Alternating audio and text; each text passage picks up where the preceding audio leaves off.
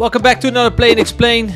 We're gonna be playing and explaining. That's why it's called a Play and Explain. 2 tables of 200 Zoom. We fired up. So without further ado, let's get straight into the action. Gonna defend here with the Jack 10. We flop. Okay, to be honest. Definitely a hand that we're going to continue with, either by raising or calling. I think both options are fine. Snap checks the turn. I think I'm going to be checking this one as well. And definitely calling the river. Here with the queens, I'll use a big bet check approach. And I think then in that approach, I like checking top set. If you play a small bet, it's usually bet small, check turn. If you play a big bet, I like flop checking a bit more. Maybe you induce some aggression. Little does he know that we have top set. Now there's actually going to be quite a lot of shitty rivers. Should we maybe already raise this on the turn and just try to stack like 2 pair and stuff?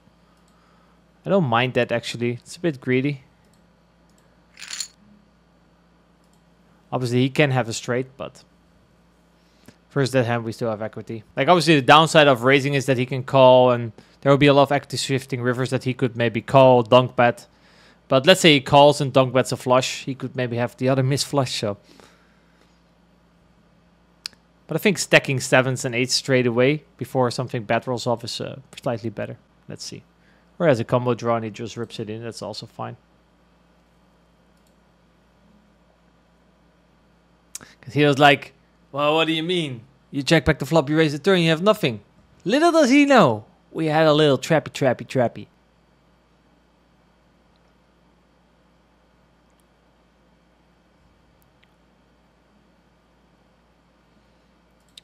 If I had then like Jack 10 or Queen 10, I might consider checking back this board. But I think like King 10, Ace 10 are just a bit too good. But it's definitely not a board I should be betting a lot with the 5x advantage that he could have. Now here on the turn, it's a spot where I think on average population bets these type of hands a bit too much. I'm actually going to check this one. And call the river. But on average, I feel like a general tendency that people have, and that you might have as well, is that on the turn, if you have a 2-street hand, like we have here, that you play it as bet a bit too often. And easy caller on the river. You know, and have him do something funky with the King 8. But yeah, I think strengthening your check back range there with 2-street hands is important and something that most players, if you look at average population tendencies, are doing wrong. So chances are you're doing that wrong as well. Here pocket deuces, we could decide to peel here with a recreational. He also min raise, so let's just call and see what happens. Basically, when people min raise, calling in the small blind becomes interesting, and the fact that the big blind's also a recreational player makes it extra interesting. We could now represent. You know, we definitely have 7s and 4s. We do unblock everything. I actually don't mind it. Let's go for a check raise. Let's see where this hand goes, guys. Obviously, it's probably not something that you should be doing a lot. But we're playing in a vacuum now. Like, if I had 5s or something, that would probably be GTO approved. But since calling from the small blind these positions is not really like a default strategy or something, I was only adjusting because any min raise and the fishers in the big blind, I think we can play the spot in a vacuum in a way. You know, we could definitely have ace queen off, we could have 4s, we could have 7s.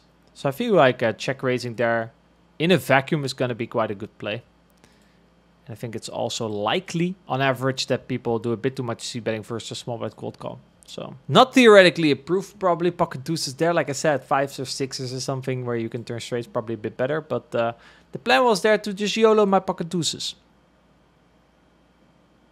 6-7 suited here. We can do a little bit of everything. I'm not really sure who this guy is. For a regular, I don't mind a 4-bet. If it's not a regular, I don't like a 4-bet. I'm going to go for the call here. 5s and 6s, definitely hands that will be in my range and not so much in his. This hand I will sometimes 3-bet. Call this time. Probably going to go for a check raise. And here, I'm going to go for a Stepsky.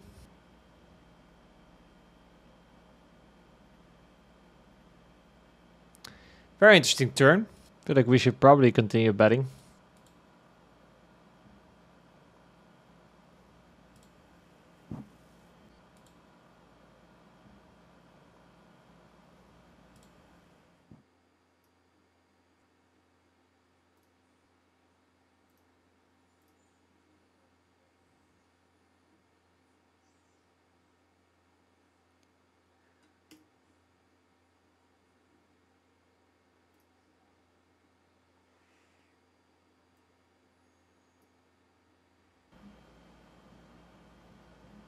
He should have probably done something with his hand, I would say, on flop or turn.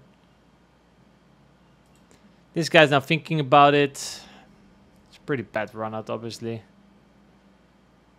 I guess he's gonna bluff like some ace highs, like ace 8 or something.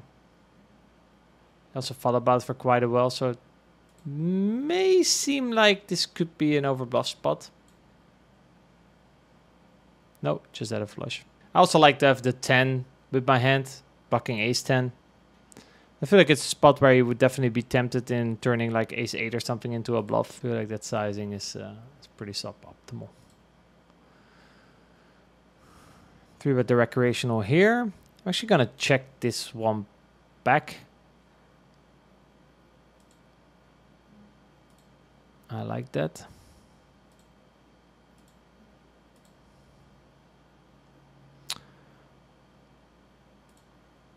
I feel like he's stabbing here with complete bananas. Like his hand probably has something, so I don't mind going for the raise here.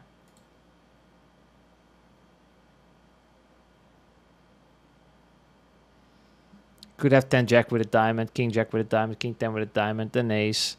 Like, it's very unlikely for him to have complete garbage. But like check back there, in general, both my hand and the texture is not really great for barreling versus recreationals. So I like to use an alternative line there with my low flush draws. Also don't really want to get raised and face a turn bet, etc, etc. And you know, we can still bluff him off garbage on a later street. We never have to fold. I think I made my point. On a razor with pocket fives, support that's very good for me. You should not be doing too much c-betting here. I think pocket fives is the hand that benefits the most from like a little bit of protection versus random 2 overcards. We can get some thin value versus a 4 or 3. Maybe like some ace queen, ace king that's gonna call us. Turn 3, 4, 5. Yeah, we almost have a straight. If we had a club, I think we should definitely bet. Now it's maybe a bit too optimistic. If we had like hand like 5-4, we could maybe bet. 6-5, I wouldn't hate betting. 6-5 actually is a nice bet here on the turn for a big sizing like 2e. 5's a club also I wouldn't have mind.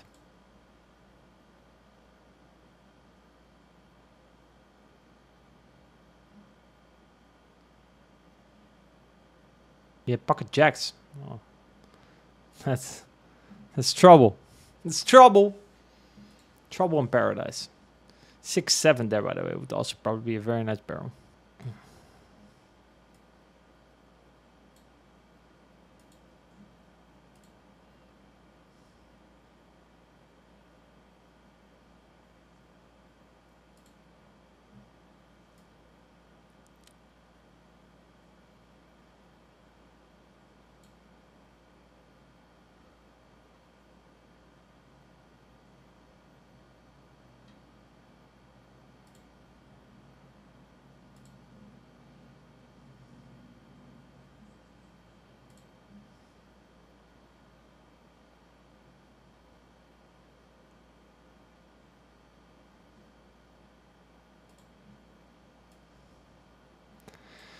Easy call here again. Made a small lead.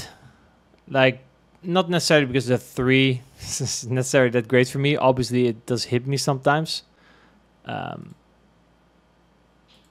This river is quite interesting in terms of what we should do.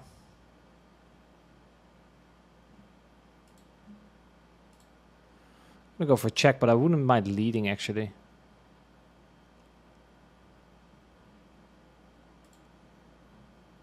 Kind of what you think he has more of, 10s, jacks, queens, or like some bluffs. What the fuck is this?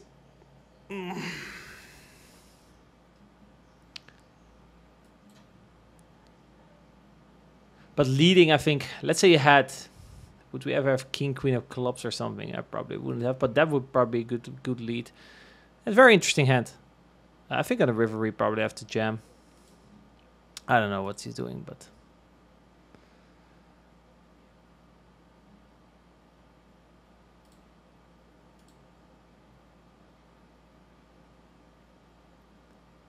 Interesting hand. And also, it depends kind of how thin you think is going to go on the river. If you're still going to value bet 10s, jacks, queens, being like, listen, you just always have a 9. Always have a 9. But like our hand obviously is strong enough to maybe throw out a value bet. And there's definitely draws that we can have that we bet call the turn that now want to lead the river. We just lack, I guess, value. Because we don't really river a king X. And we block a 9. Yeah, that's really sure.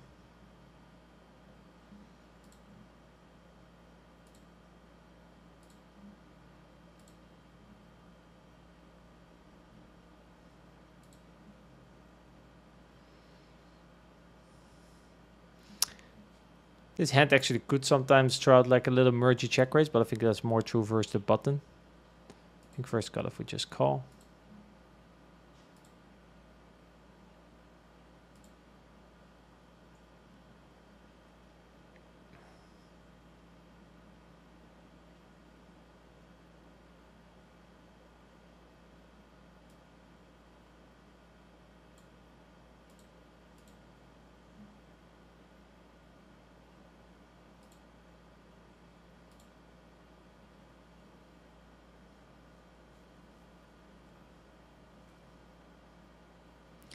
This guy pots now, but it's half pot. I think he's a recreational player.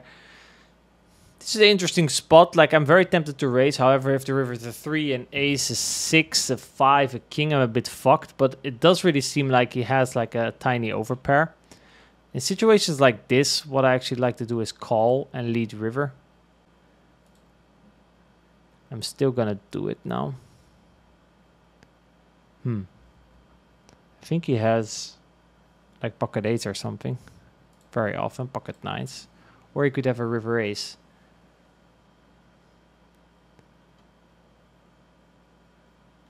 I'm not really sure about sizing. I'm gonna go for this one.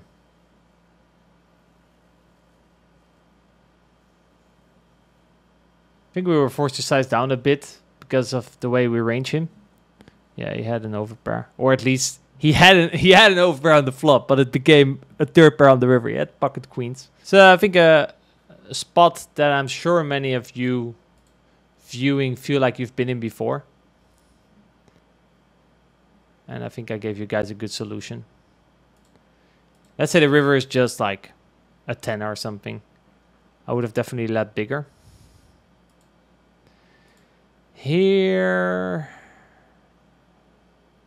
gonna go. Ooh, this hand can do a little bit of everything. I feel like with the heart specifically, I'm gonna go for an overbet. The heart version of my hand. Turn is also very interesting. This one is all very interesting. First big bet. I feel like betting ranges on this board is a bit too strong. The checking range is a bit too weak, so I'm gonna fold. Here, I'm gonna go for a barrel. If I had diamonds, I would definitely check. I do feel like we have some auto folds. Obviously, we don't really want to get raised with this hand. So diamonds definitely never a barrel. And like queen 10 is probably another barrel. I think I river have to give up without the diamond. It's just gonna have a jack way too often. Interesting spot as well. Not really sure what my turn strategy looks like there. Here I can either call, I can 3-bet. I'm gonna call 2 recreationals here behind. It's definitely a spot where if there's recreationals behind, I think the EV of calling just goes up. So in general, you want to just be a little bit more active. And also the EV of 3-betting in general with bluffs goes down because these guys will just randomly VPip. I'm just gonna start off with a small bet here, I think. I think that's gonna be fine. We have backdoor straight draws. Even though my backdoor straight draw is not great, right? exactly my point. It's not a great backdoor straight draw. I think we have to check. And I think here I'm gonna draw a little risky.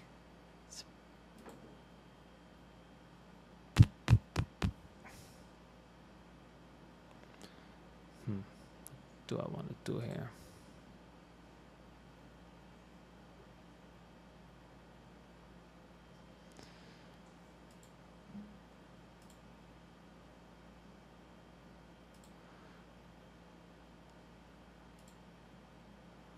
Overbet here with the 6-7 of spades. I think that's good. He calls me with 2 pair, ace 8. Yeah, he's going to check that a lot to me because he thinks I have a lot of low pairs. So I really like my overbet down the river. Here I decide to barrel with the deuce. Specifically on blocking like 6-8, 5-6. Stuff that he might have. And I think it's just a good blocker and unblocker. I will sometimes get called by like the king high flush draw and be good on the river. If this guy would be a recreational, I'm not really sure I would call this. But if we don't know, I'll just fold. It's a good spot to lead if he doesn't do it. Then I'll do it, buddy.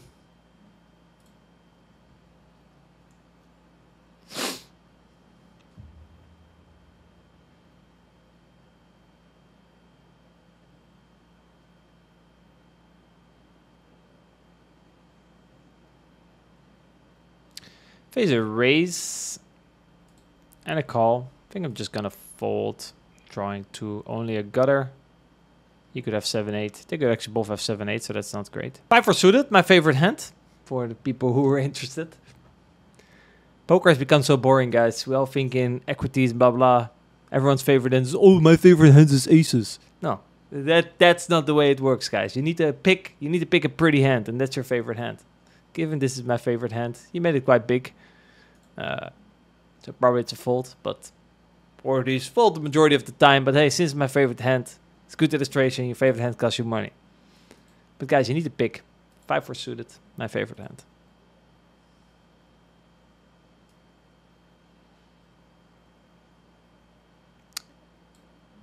You should check here with the pocket jacks. In general, blind first blind.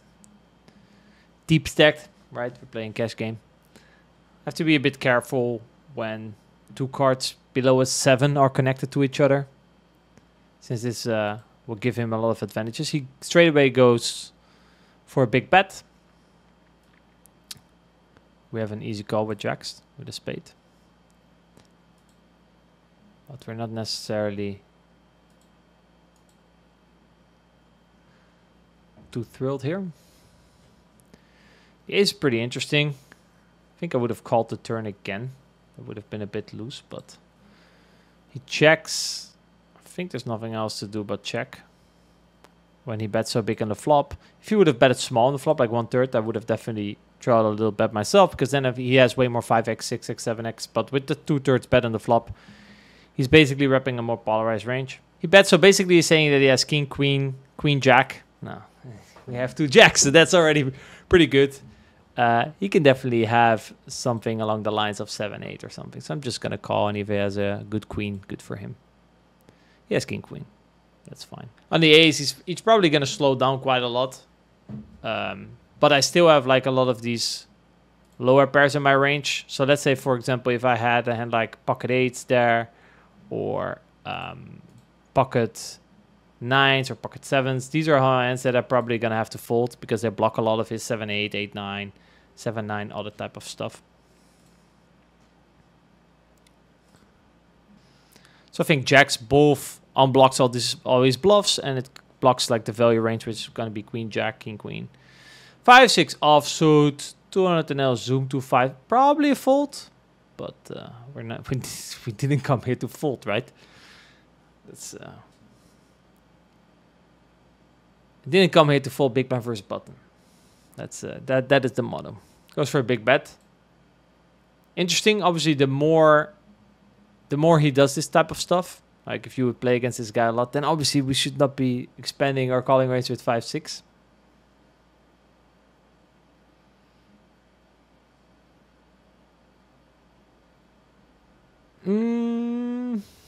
What is the bet sizing? Probably want to be repping a jack here, I would say.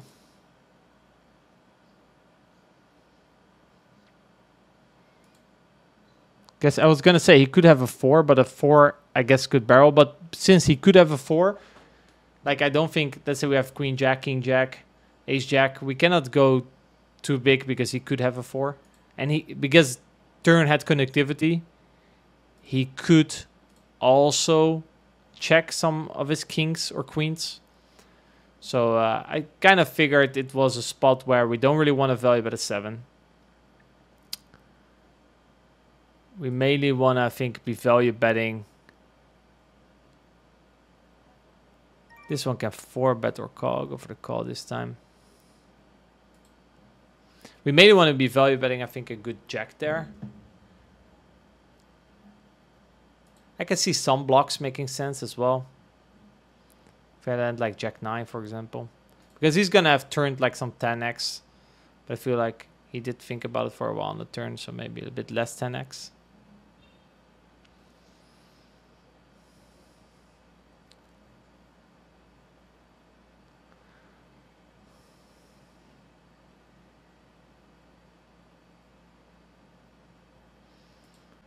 Here, this guy check backs, now delays turn half pot. Saying that he maybe has like a 10 or something. Alright, I'll give you credit. Here, I'm actually gonna go for a check raise. I think that's pretty good. So yeah, I think blocking there would have been also fine with the 5-6.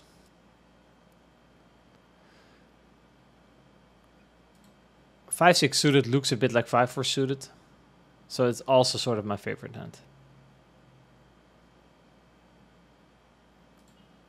Too bad we are not deeper. If we were deeper, I would have liked to see myself check raise this. Now I think we can just call and see what develops.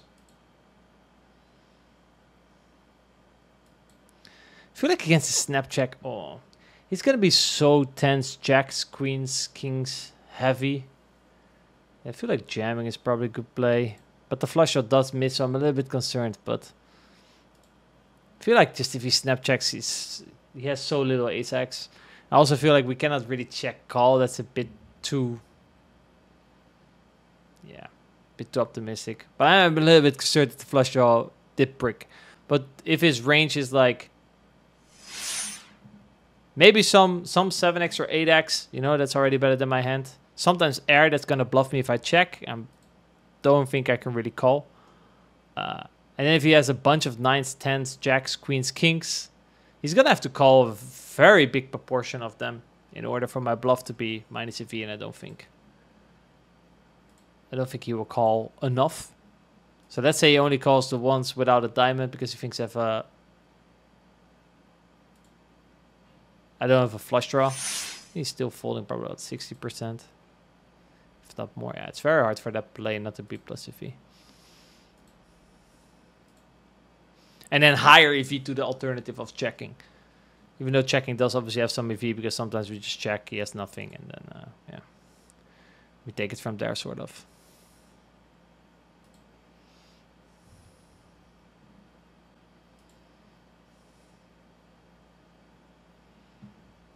We have a lot of hands to choose from here on the turn when it goes check, check to step. And I think 7-4 of hearts is very low in the region. So I decided to just check that one. I would have just check called and go from there, maybe lead some rivers.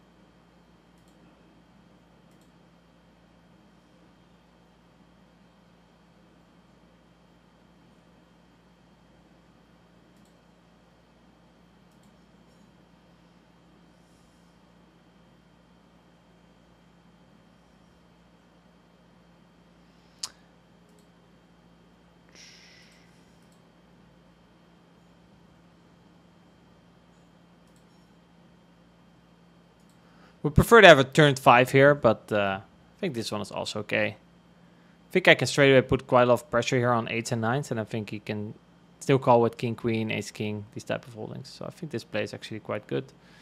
Hit the jack 8. I was pushing it maybe a little bit, but I think it's a fine check raise. Because like the alternatives, I mean ace 8 I guess would be a little bit better. He thought about it for a little while and called. Now I did say he could call me with king, queen, ace, king. So the king is obviously very good. But obviously also now most of our perceived range did complete. I feel like I have a mandatory bluff. I'm not going to bluff too big.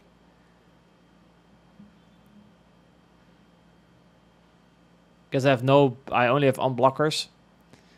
And we're just hoping that he's going to fold a 10. Or maybe something like jack 9 suited. Yeah, he does have the ace king. So I think our plan on the turn was quite good. Let me know if I should follow through with that read. He did think about it for a little while on the turn, so I thought there was a chance he could maybe still have like a 10.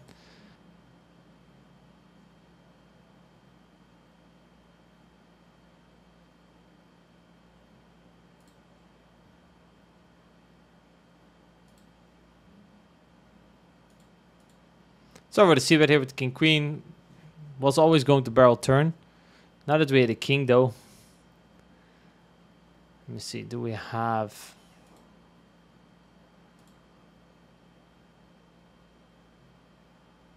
First recreational, I don't mind checking here with a king because I feel like I'm dependent on rivers for 3 streets.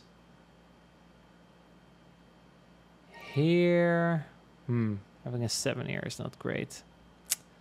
I feel a bit obligated to call one, but I'm not too thrilled about it. First recreational, I feel like checking and letting him bluff river is slightly better on the turn. He very quickly checked the river. I feel like he probably has a 9. That's kind of the way people like to play this spot. So I'm going to try to get some value here out of a 9.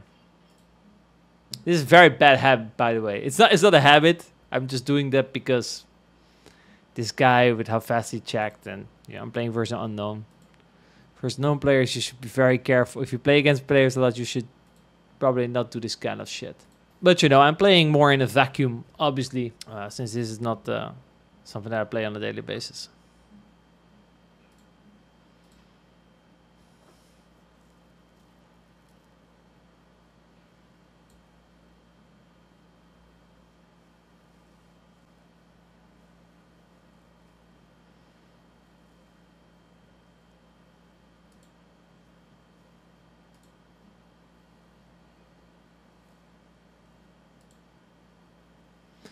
Without a spade, actually, I think delaying this hand's also probably fine. But I like to just delay all my jacks, queens, kings, and just always check aces. It's kind of the simplification that I have for myself. Here, if this guy c-bets 1/3, I'm probably going to check raise this one. I don't mind it.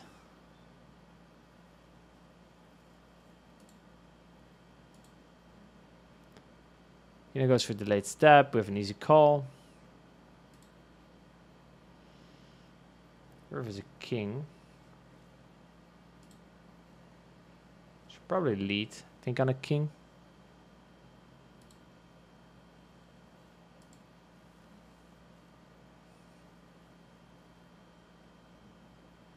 Because he's gonna check behind like some pocket 8s, pocket 6s. The only problem is if he did a river or a king, we lose some value because he would obviously bet bigger. Okay, so we have pocket jacks. Interesting. That hand would probably check. We probably that hand still bets. Then we can raise. So that actually makes way more money. I'm not really sure. It kind of depends on what we put him on, right? Here for his recreational player, I think I like checking. This is obviously normally a range bet, but that's in theory, because in theory, when we check towards someone on the board that is good for us, nothing is really going to happen, right? But obviously for his recreational, that's a little bit different. So I check and let him do something funky at some point.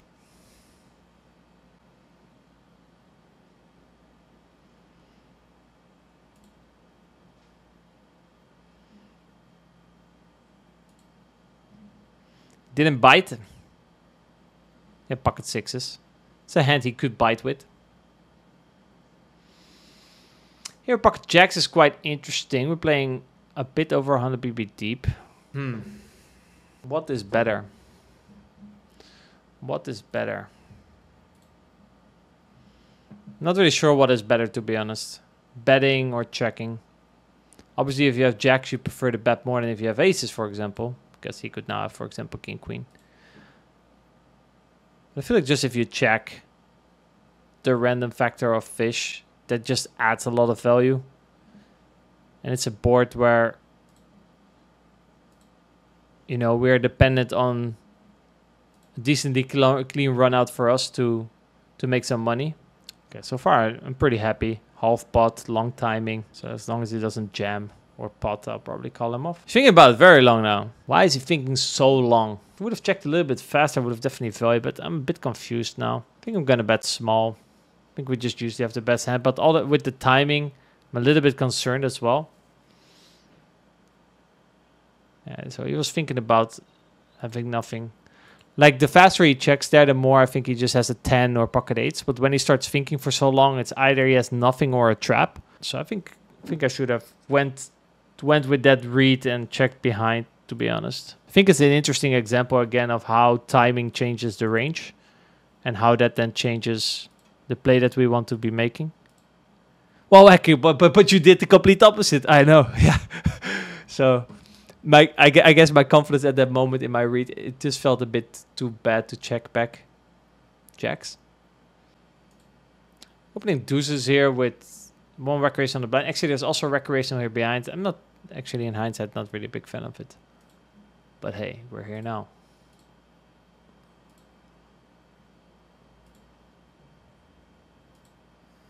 Definitely a must barrel here.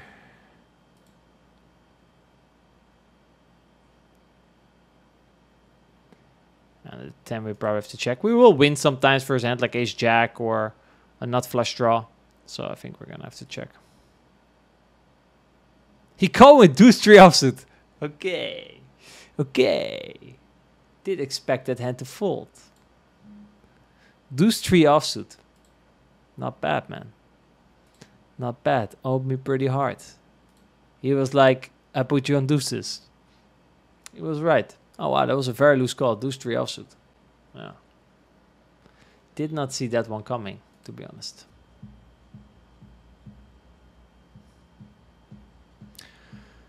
A check back here with the king high.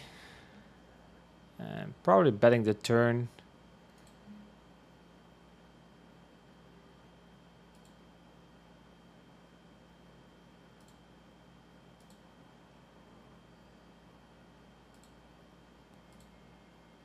Just putting straight away a lot of pressure on like his fourth pair type of holdings. I didn't really go too big because it's a double flush draw board. It's going to be straight. So if you think about, for example, if we have an ace, there's double flush draw.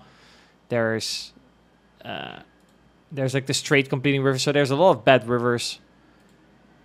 And the bigger we go, the easier time it is for him to just fold all his weak hands and call with only strong hands. And that would obviously be not great for us. Here, actually, with king queen off, I wouldn't actually have mind calling as well because we're 200 BB deep. Then I think calling this hand is also going to be a viable option. But I saw that after I 3-bet. Well, Wakko, you should have looked at that before you 3-bet. Valid advice. I'm going to call here, I think, with the ace-king suited. Keep the recreational in. To be fair, I think this recreational, we kept him the other time as well. But like stacking this deep against this guy, I mean, we do have ace-king suited. But it plays okay multi-way. Not really sure, but I think it's fine. I'm gonna call, and then if this guy calls up and the turn is a blank, I probably would need to lead. It's not a blank.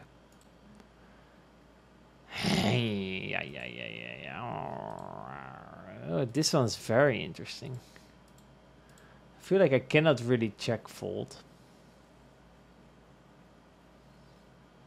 Leading small is probably a good play.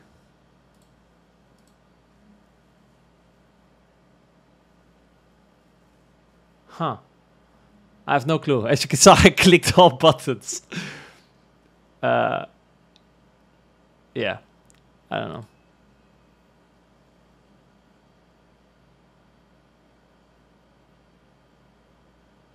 Like the problem is he gonna raise now with ace king? It's a very weird spot. Now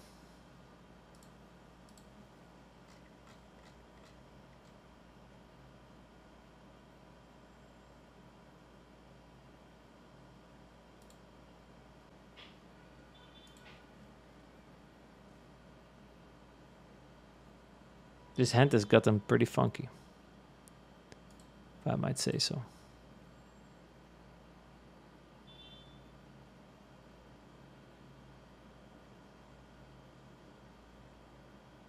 Okay, well, that makes it a lot easier. So he had me beat on the turn. Oh, how? Oh, fuck, I wanted to see the hands. Oh, wow. I was very much beat on the turn. So the recreational had king 10 with the redraw to spades And the regular had king 10, so both that is straight on the turn with a redraw 2 diamonds. Very interesting spot. So, but yeah, I felt like I couldn't really check fold ace king on turn, and it being checked around is a bit too much of a waste. Very interesting spot. Let me know what you guys think, guys. Comments down below. Have we lost our mind, or did we play that hand pretty well?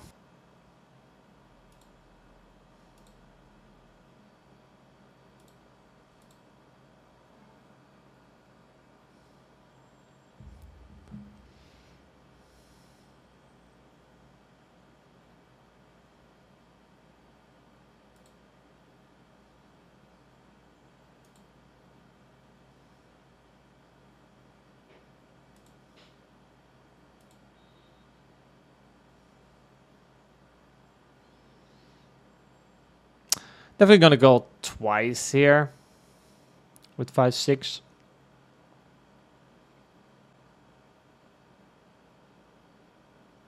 Five. It's a very bad river. Can we do something?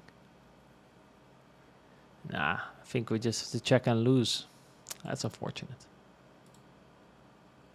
Check over with the pocket sixes.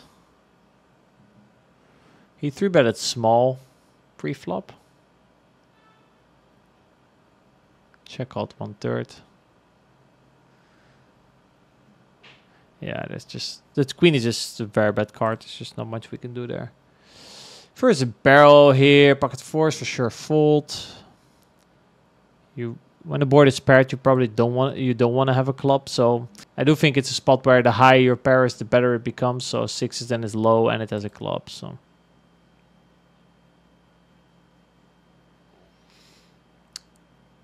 easy check with the queen jack. Easy bluff on the turn, but he already bluffs.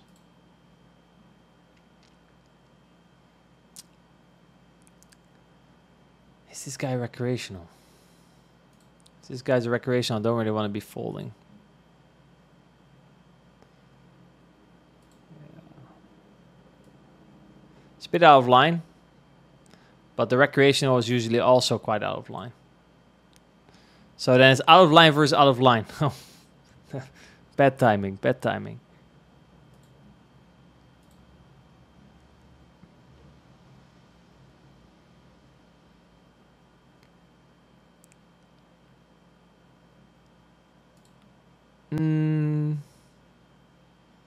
Probably do something here. Go for an overbet. So for his recreational half pot, like on that board, recreational is going to be stabbing pretty out of line. I think if we had the queen and the jack, we make a lot of money. If we had a king or if we hit, if a king or an ace comes, I think he can definitely be scared. So there's a good card to bluff. On the river 9 with the heart, he continued his story, betting half pot.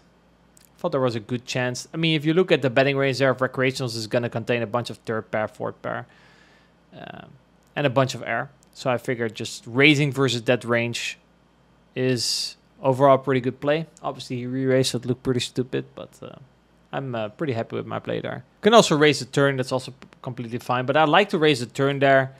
Let's say I actually have ace-king. That's actually when I would like to raise the turn there.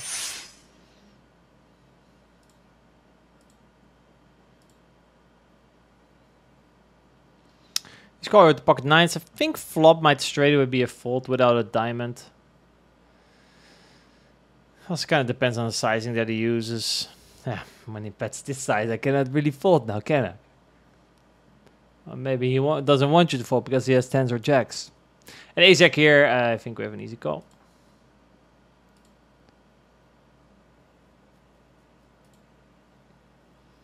And probably check calling once on the flop. He now checks turn. I think we have an easy check.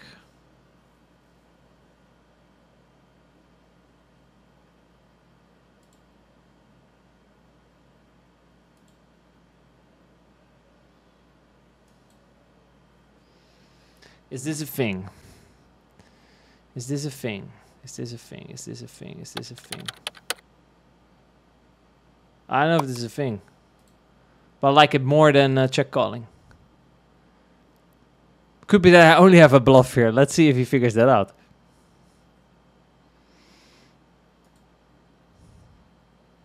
Oh, I love playing. It's just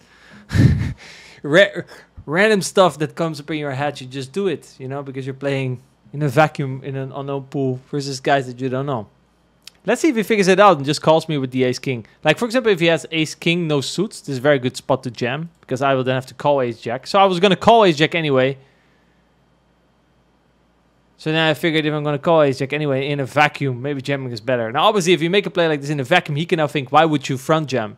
And the only reason would be, well, because I have a draw. So if he figures that out, then he earns my money. Yeah, he figured it out. I love it. Oh, very well played by him. Very well played.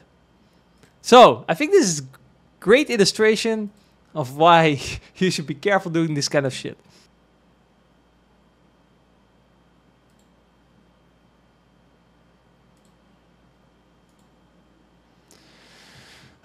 Is this a call? Probably not. In like these tighter formations, you have to be really careful. But he does bet 1/3. This is very close. Raise? Raise may be an option. I'm probably getting a little bit out of line here if I do anything, but I'm still calling. First half pot definitely folding. I feel like when the board becomes lower, you usually want to bet a bit bigger than the 1/3 that he chooses, mainly to get out these type of hands. So I feel like versus that small sizing, the 30%, I feel like he's kind of pricing me in to do something. But I can be wrong here, because I've also seen this spot being very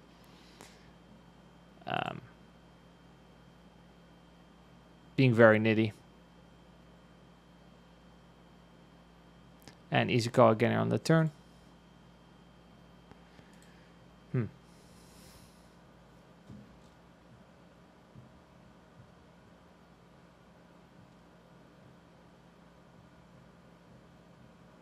Probably want to be bluffing at jack, that's for sure. But do we want to be bluffing this hand?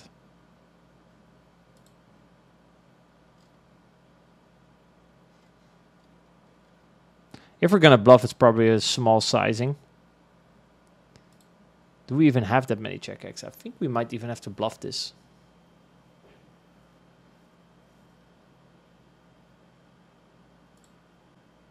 Like 6.5. We thought about it for very long, though. So I don't know. I don't know how he's going to read this. But do we even have a jack? Which jack do we even have? King jack, usually 4-bet, ace jack. He jams. Yeah, I mean, that's very, very likely to happen. It's fine. It's not a problem. Because he has like the king, queen off with a heart. He has like kings with a heart. This bet is mainly designed to make him fold the same hand as me. Or maybe like a hand like ace king of clubs. But hey, like I said, could be losing my mind. Pretty sure if, I mean, solver is going to have like some king jack there. Pretty sure he's going to turn that into a bluff there.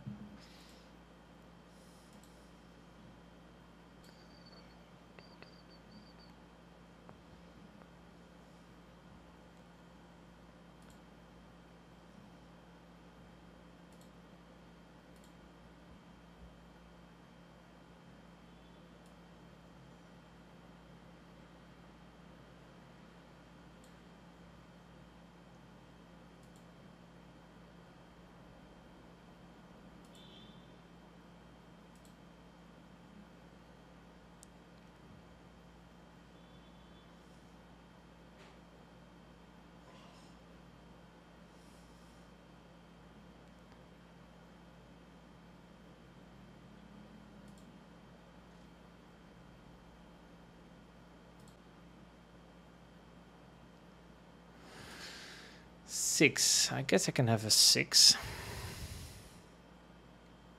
Can he have a 6? Yeah, I can have a 6, 6, 7 suited, 6, 8 suited, but that's about it.